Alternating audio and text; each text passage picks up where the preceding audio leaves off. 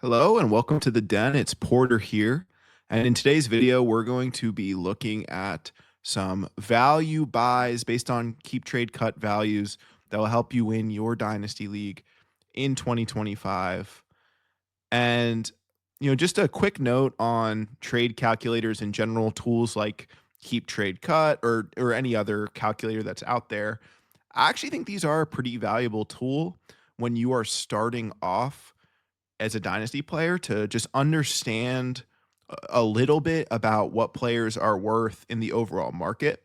However, it's not a tool that should just be completely taken in a vacuum all the time. There are several values on KTC, like we'll look at today, where I think you can, based on them being low in the market, these are great buys for you to add to your team, particularly if you're in win now mode. So use tools like KTC as sort of a grounding point to just familiarize yourself with what players are worth. And then if you really want to overpay for a player that you think is valued incorrectly in the trade calculator, that's a good time to really send trades to your league mates that look like they're heavily in the other favor in KTC when really, it's helping your team win. So typically this time of year, there's that rookie fever, and a lot of our veteran players, guys that are putting up fantasy points for your team, they are offered at a significant value at this time of year. And fantasy is all about putting up points. And Dynasty specifically, I like to look in a 3-year window when you are deciding if you're competing or if you need to enter a rebuild or retooling stage. But these veteran players will still, that we're going to talk about today, all have immediate impact this year and probably still have at least 3 years of production left. So they will help your team in your contention window for very minimal cost. So we'll take a look by position, and first I want to start with some quarterbacks. And first off is none other than Dak Prescott, quarterback for the Dallas Cowboys. He's 31 years old and was injured last year. And I know last year was not really a good look for Dak. As someone who rostered him in Dynasty, he was a frustrating start. Didn't feel like he had a high ceiling. The offense was pretty much just throw to CeeDee Lamb and hope for the best. There was no run game in sight. Jake Ferguson was banged up.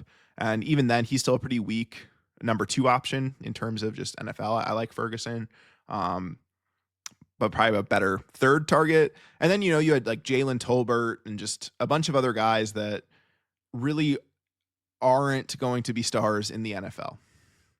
And looking here at Dak, if you just take a look at this sleeper screenshot here of his history in the NFL, you can kind of see that pretty consistently since he became a starter, he's had up seasons and down seasons, right? Almost every, other than his first 2 seasons, his rookie year and his sophomore season, he had 2 top 10 performances in a row. And then he really started alternating back and forth where he finished, so his career 2016, he was QB7, then QB10, 14, 2, 32, 8, 38, 3, and 31. And a lot of this has to do with injury, right? So that is definitely the knock on Dak, that he has had a hard time staying healthy.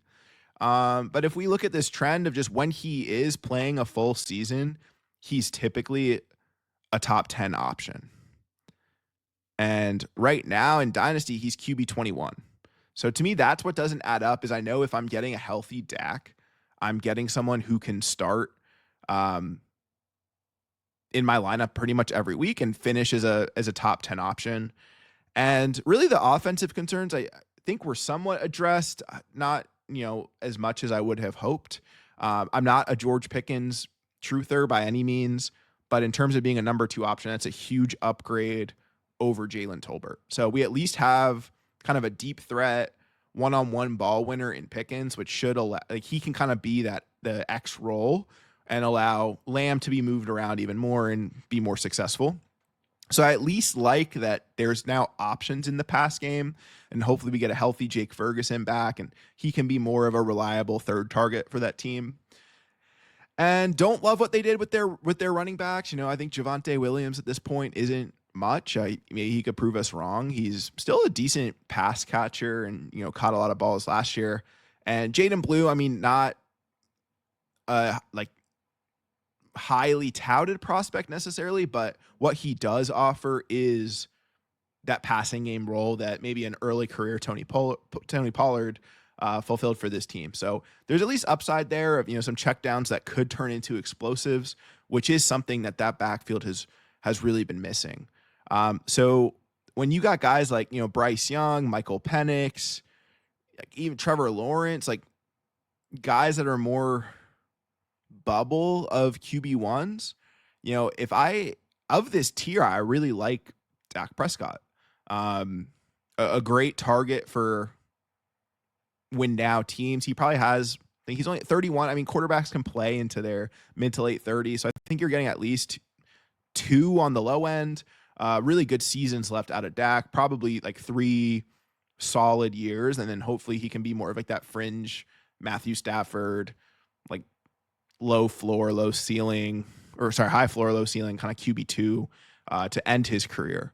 So the fact that you could kind of move Bryce Young for Dak plus something, I'd be doing that even with the glimmers of hope we got last season. I feel good about Dak and this offense. They're committed to him.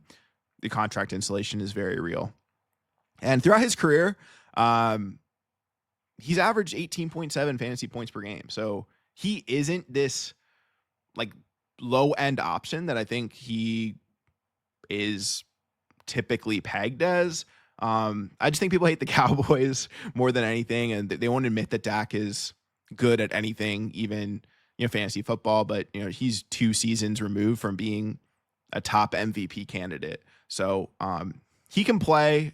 He's going to bounce back healthy. The reports look good, and for this cost, to get Dak in super flex, I can't go wrong. And then right below him, if you kind of look at those KTC values, we have Jared Goff right below him. And Jared Goff is next on my list. Really similar narrative here. Goff's 30. Again, he's not one of those like sexy options that's going to necessarily put up, 30 points a game, but he's consistent. He's in a good offense, and he's been really good throughout his career. He's averaged 16.4 fantasy points a game with his time in the league. And in Detroit, he's been really good, and he can win you weeks. He will have those 3-4 touchdown games. He's more than capable of that. And last year was really interesting. He was still QB6, like for the record. So he was not just a QB1, but he's a top end QB1 option that you can get for the quarterback 22 value in Dynasty. Again, you're probably have 3 good years left out of Goff, if not more. In a good system, a system that loves him, supports him, and he's gonna be the guy in Detroit until he physically cannot be. So I like Goff. There's too many questions around the Lions that I don't necessarily think are justified. Yes, they lost Ben Johnson and a lot of other key components of that coaching staff, but we know like Dan Campbell's still the glue that holds that team together, and they're gonna figure something out. If anything, if this team gets worse because of coaching changes, that should be good for Jared Goff. The Lions were almost too good last year. They were blowing teams out. And when you're in a lot of really positive game scripts, you're not throwing the ball. So, I think like he's going to be a top 10 quarterback yet again, a great target in redraft as well. Again, just there's a lot of upside throws kind of in this tier with Goff. But if I can just acquire Goff for a younger, unproven guy and get something on top of it, or really ultimately just sell like an early second round pick for Jared Goff, even a late first.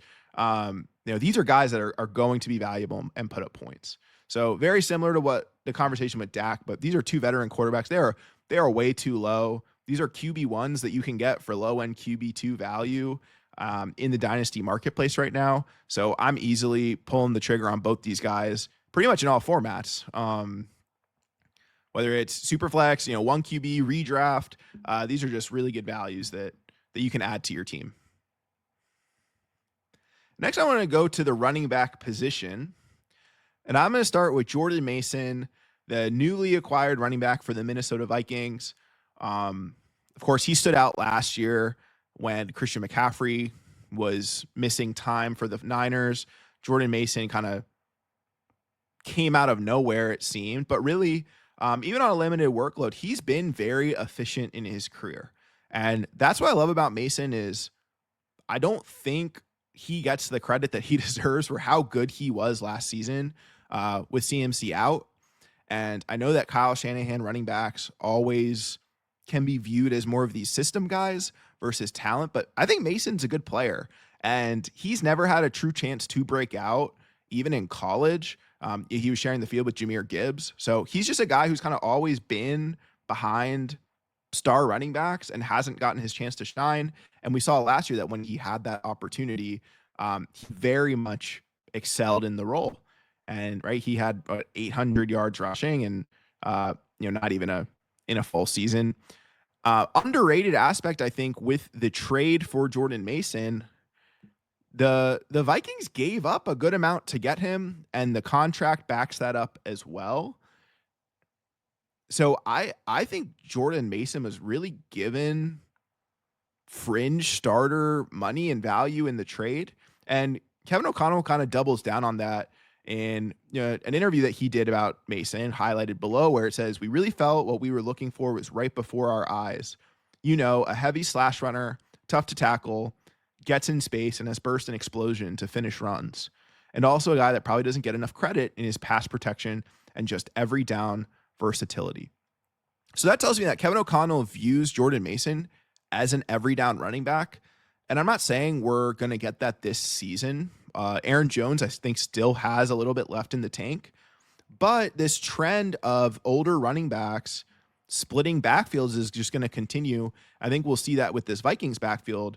I know O'Connell has another quote where he referred to them as 1A and 1B.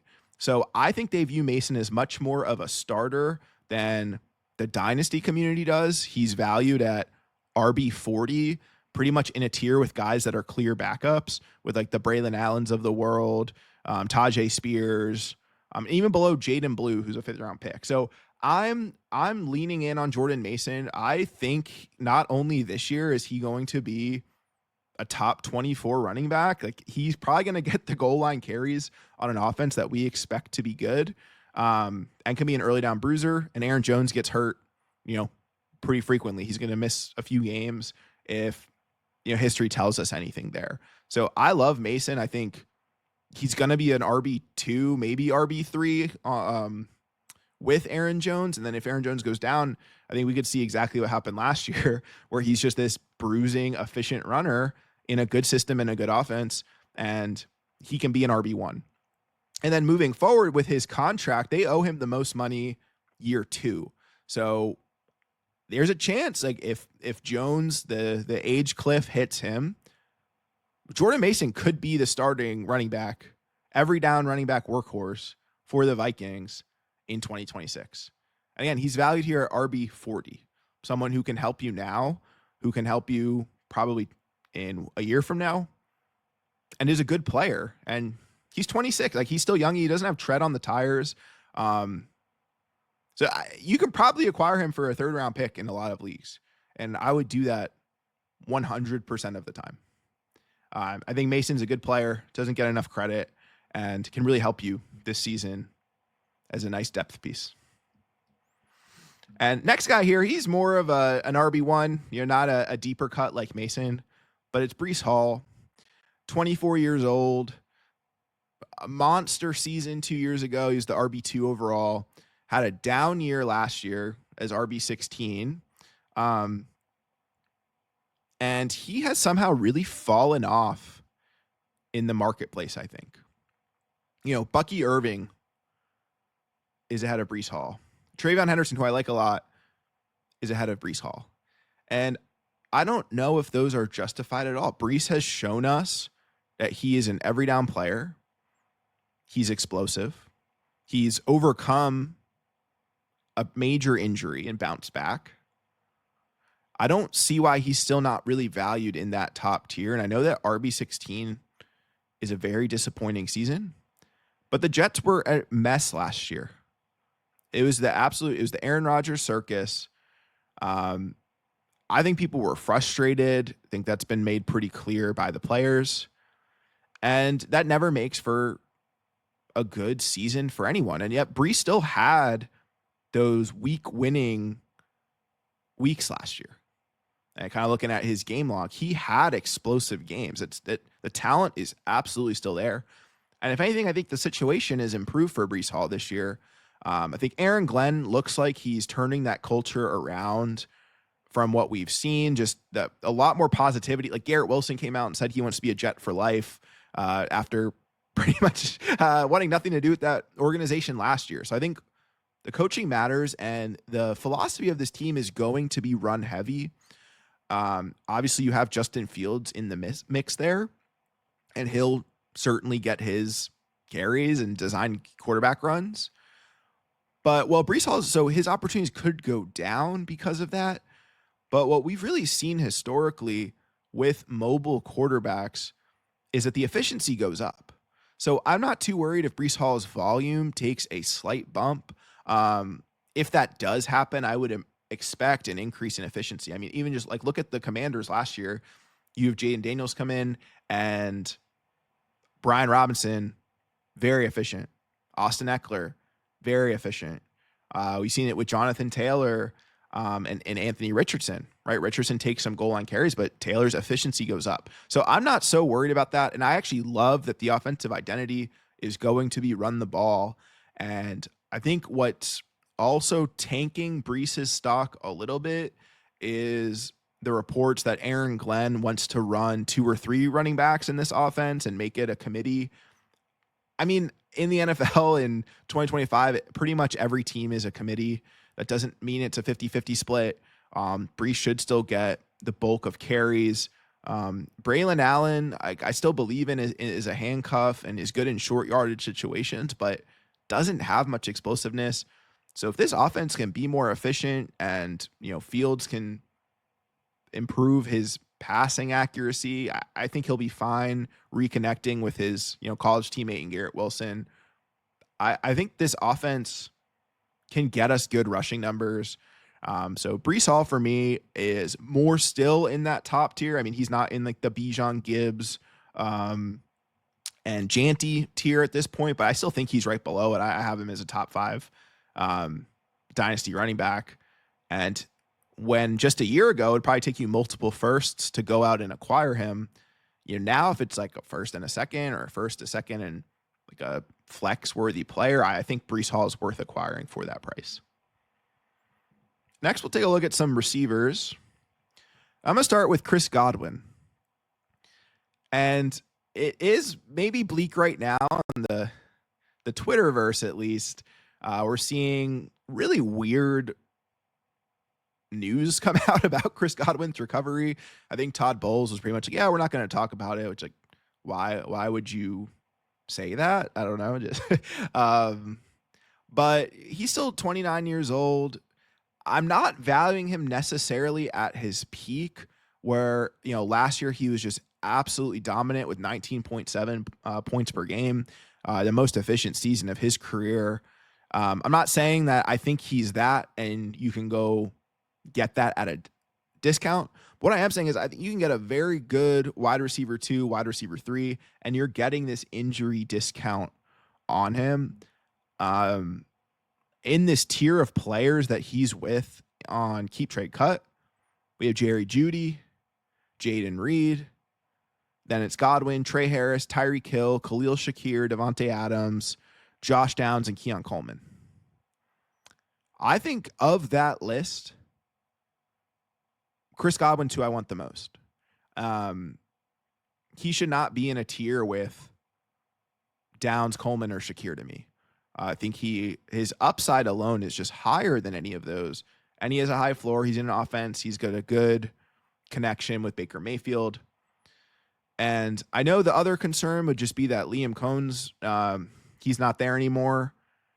I don't know how much that matters. The Bucs have really kept this offensive identity across coaches. Because we felt the same way when Dave Canales left 2 years ago, that Baker can't be as efficient.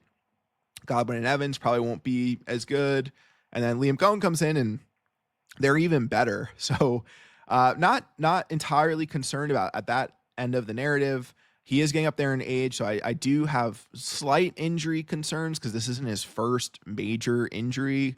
He had the ACL a few years ago. So we'll see if he bounces back. But even if he just bounces back to 80%, 75% of what he was doing last year, that's still going to be incredibly valuable in fantasy leagues. And, as his career progresses, I'd love to see him continue to be used more in that slot role. And he's in a crowded offense too. So I guess that could be the other reason his stock is dipping with them adding Emeka Egbuka in round 1. But Egbuka can be moved to the outside as well. Like we could still have Godwin in a really versatile role. So I think he's a great buy. Again, someone like the fact that he's in this tier with, Trey Harris, who I like as a prospect, but you can get Trey Harris in your mid to late or maybe early in some leagues, but for the most case, like a mid second. So based on that value, if I can move a mid second for Chris Godwin, I think I'm doing that as a contender. And I'm having no regrets about that and just hoping I can get, at the very least, a really strong flex option for pretty low cost. And then there's a ton of upside on top of that. What if Evans moves on and Chris Godwin bounces back to 100%? And now you get, 2-3 really strong PPR seasons out of Chris Godwin, who's still going to just get a ton of targets from Baker Mayfield. And a bit of a deeper cut here is Juwan Jennings. He's a tier on KTC, so this tier is right below the guys we just talked about, kind of that Jerry Jeudy to Keon Coleman tier. And then there's a tier break that goes Jacoby Myers and Juwan Jennings. Jacoby Myers, another guy I think is a good discount, but that's getting a little crowded in that offense, so didn't include him in this video. And instead, chose to go with Juwan Jennings, who is wide receiver 52 on KTC. And last season in fantasy, he was wide receiver 24. And I know last season isn't necessarily predictive of what's going to happen this year, but let's say like he's twice as bad as he was last year and he's 48, that's still better than 52. And he's a really interesting case to me. Wide receivers don't typically break out at age 26 or 25, 26, but this seems like a pretty rare case of that happening. Watching the Super Bowl 2 seasons ago in that matchup with the Chiefs, Juwan Jennings was on pace of probably being the Super Bowl MVP of that game. Right? He had a touchdown catch, threw a touchdown pass, and he was just being leaned on heavily by Brock Purdy, including on one of the last plays of the game where Purdy had to, when he addressed the media after the loss, was pretty much just saying, JJ's been hot all game. I had to go for him in a one-on-one matchup. Like no regrets making that decision. And I think Purdy and Jennings just have this really underrated chemistry. He's getting a ton of targets. Like if you kind of look at what was happening last season, we have several games where 12 targets, 11 targets, 11 targets, 8 targets, 9 targets. Purdy is relying on Jennings, and Jennings is just catching everything. He had that breakout game. What was it, week 3, where he had like over 45 fantasy points, which of course makes up a ton of his stats from last year. But when you have spike weeks like that, I do think it's important to keep in mind that not every player is capable of doing that. Like even being able to do that for one game shows that you are a talented receiver. And of course, his heavy usage came from CMC being hurt, Brandon Ayuk being hurt, Debo being sick and slow to recover from that pneumonia or also being hurt. And Jennings still just became this reliable guy, but I don't think that's going to go away that much this season. Like I love Brandon Ayuk as a player. Truly like one of my favorite receivers to watch, just such a unique style to his game. And I really hope he bounces back. Same with Pearsall, like, someone I loved coming out of college, didn't love that they added him to that room there. And then of course, he's so easy to root for after, his story last season. And then we should have a healthy CMC which isn't just good for the run game. He catches so many passes underneath. And then, of course, we still have George Kittle. So, yes, it's a crowded offense, but it's a good offense.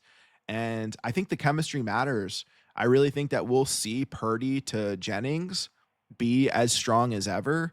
And he's just cheaper than the other guys in this offense. So, even thinking kind of from like a redraft standpoint, when you're in those situations of crowded offenses, I want the guy I can get at value.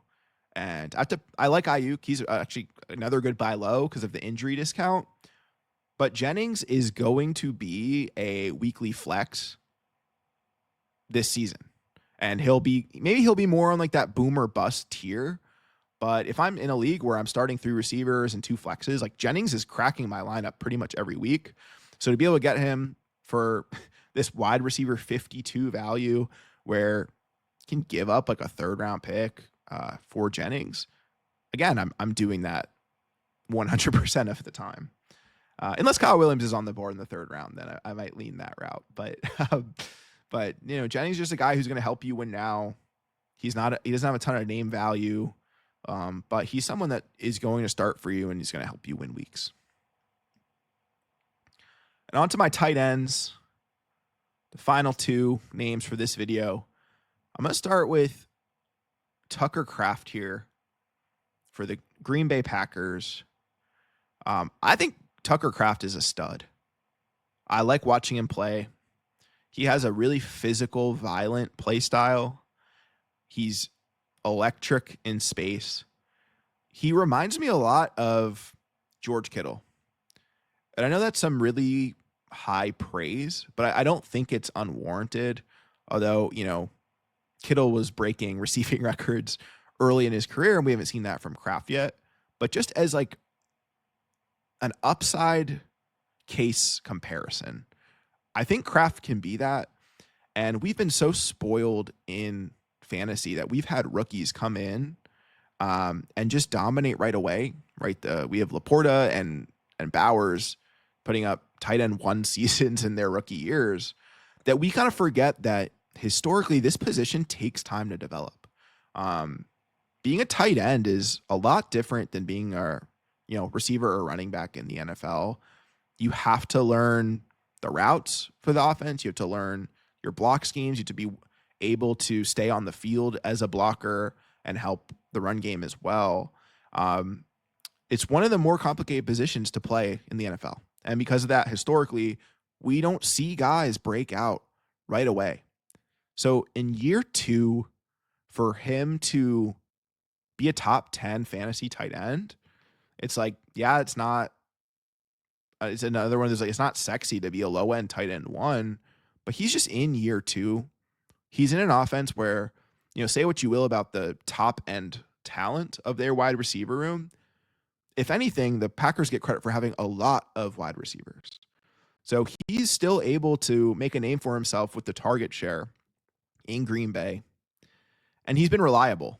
And, I was talking earlier about that violent play style that he has. You'd think, if he's like Kittle and he's just being so physical on every play, he must be missing a ton of time. He hasn't missed a game yet in his NFL career. And at the NFL annual meeting, Matt LaFleur gave up a pretty good quote about Kraft, and that they really want to preserve him. They love that he's physical, but they want him to pick and choose his spots more when he's delivering contact and receiving contact. So it seems like the focus of this season is preserving Tucker Kraft because they have big plans for him. So LaFleur said when Tuck gets the ball, usually good things happen. He's a powerful dude. He runs extremely hard. I love how he finishes. One thing I think he's got to learn, just in terms of when he does finish, he doesn't have to try to take somebody's head off every time. He gets a little out of control at times. I think that's a balance, but the mentality is exactly what you want. So they love what they have in Tucker Kraft. They absolutely smashed that pick. After kind of missing on Luke Musgrave, Kraft has really emerged as the better of those two. And I think, it's only up from here. Like if the floor is tight end 10, I'm so happy giving up what I would need to get Tucker Kraft. He's below Hawkinson, Kyle Pitts, Dalton Kincaid, Isaiah Likely. and this is my hot take, I guess, because I know Hawkinson's still viewed pretty highly in Dynasty. Of the group of 5 names, I'm taking Tucker Kraft at the top of that list. Um, love the offense, good system for him, good situation, great player. And for a year 2 tight end, I've seen enough to believe in him long term. Whereas I think some of the other guys in this list, we either just haven't seen it or we're seeing it start to hit a decline, like with Hawkinson. And there's questions in that offense too. So I love Tucker Kraft, 24 years old. I think he could really emerge more of like that top 6 tight end as opposed to top 10. And I think you're going to be happy with, again, just what you have to pay to get him. I don't know how he's tight end 11 in Dynasty when he's young and has been very good and is progressing exactly like you want a young tight end to. And then our last name, our second tight end, is an older guy here, a vet. That's Hunter Henry, who finished also as a low-end tight end 1 last year. He was tight end 12 on the season. Age 30. He's in an offense that's added a lot of weapons. But I love Hunter Henry. Like, if you're desperate, you can start him every week. But he's a really good tight end 2 to have on your roster. And in Dynasty, tight end's not a situation that, or not a position that I think you want to fill your roster with. I like having, 2 tight ends, maybe third if you have a taxi squad where you can put them on there, just because it's depending on your format. I guess if you're a tight end premium, it's a different story. But if you're in like more of a standard scoring or just like a regular PPR league, your tight ends probably aren't going to have a ton of trade value on the market. Even a guy like Hunter Henry, who could start for several teams probably in your league, he's probably just not valued where he should be at age 30. Tight end's another position where you can have longevity. So he could have a couple years as a low end tight end 1, high end tight end 2 left. But really why I like Henry is I like this offense. And Henry was very reliable for Drake May last season. And some of that may just come from, Hunter, they didn't have anyone to target really, but they developed quick chemistry. They developed it off the field as well. I remember listening to just a local Patriots radio show, and Hunter Henry was talking about just, how much him and Drake connected off the field, that, their wives, the 4 of them would all kind of get together and do dinners. And Hunter Henry really took Drake May under his wing. He was that true leader of the team. And just set a good standard despite the disaster that was the Gerard Mayo era last season. And we know Vrabel likes that too. Like, Vrabel really is looking for accountability and believes in those vets being good leaders and mentors and just being molders of men for the young guys. And so I think that will get Hunter Henry brownie points for how he handled last season and be trusted going into this year. But even with Kyle Williams being added in the draft and Stephon Diggs, who right now is like, might be on the rocks with what his video that surfaced. We'll see how the team handles that. But Henry is still, according to some of the reporters that have attended OTAs, that connection between Henry and May is still really standing out. So this article reports that says, with his reliable hands and route running precision, Henry has once again emerged as May's go-to option in the early stages of the offseason. The tight end's ability to provide a safety net for May was on full display, with all 3 of his receptions during a recent OTA session coming on the heels of an incomplete pass from May. This pattern of reliance is not new. It echoes the previous season's dynamics, where Henry concluded the year with impressive stats, including 66 receptions for 674 yards and 2 touchdowns. So if we're expecting this offense to take the next step forward, and we're expecting Drake May to really develop here in year 2, why is Hunter Henry not going to be a bigger part of it? He had 2 touchdowns last year. That alone should go up this season, even if he isn't the same number 1 option that he was at times last year. So I think Henry's being undervalued. again, he's in an even like grosser tier. um, like Luke Musgrave's ahead of him. Luke Musgrave's tight end 2 on his team. Michael Mayer is ahead of him, another tight end 2 on his team. Noah Gray is ahead of him. Then we have Henry, and then right there with Zach Ertz, actually another good buy candidate, to be quite honest. Oronde Gadsden, who I love, but that's a true dart throw. Like, gladly would take Henry over him. And then, just Gunnar Helm and Jawan Johnson, who from from what we've seen just isn't good at, like, he's not a good tight end in the NFL.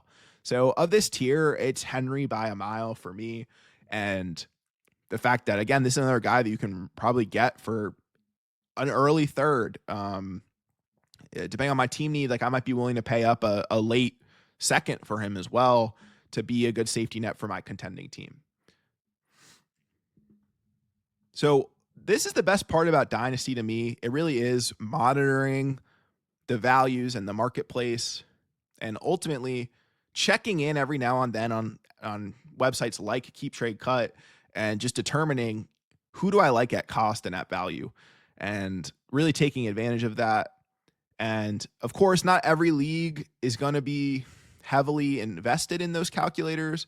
So it's very possible sometimes you have to overpay a bit more to get these guys, or you're playing with smart players in your leagues who know that veterans have value and they're not going to move them for nothing, but it's always worth negotiating. So those are all guys that I'm targeting in my dynasty leagues, and also will be targeting in redraft, because I think they're going to give good value this season at some very good prices. Thanks for watching. Subscribe, and I'll see you for the next video.